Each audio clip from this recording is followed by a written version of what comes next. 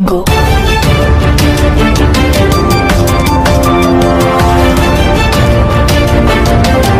बर्तमान बड़ खबर पाणीपाग को नहीं तेबे आसुची लघुचाप पर लघुचाप एथर सीरीज लघुचाप तेबे वर्षार भिजिब सारा ओडिशा आगामी 7 दिन जाए विभिन्न जिले में प्रबल वर्षा नहीं सतर्कता सूचना जारी कला पाणीपाग विभाग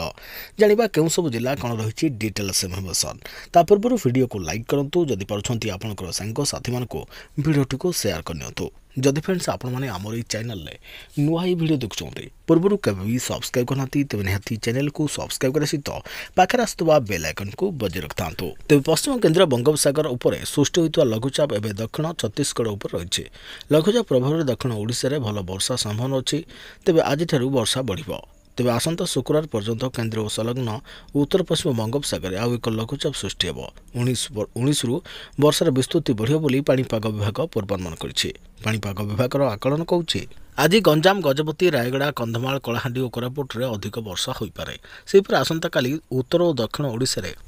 विभिन्न स्थान में वर्षा संभव रही है 19 कलाहांडी नवरंगपुर कोरापुट कंधमाल गंजाम रे किछि स्थान में प्रबल अति प्रबल वर्षा हो पारे मालकानगिरी रायगड़ा गजपति पुरी नयगढ़ खोर्धा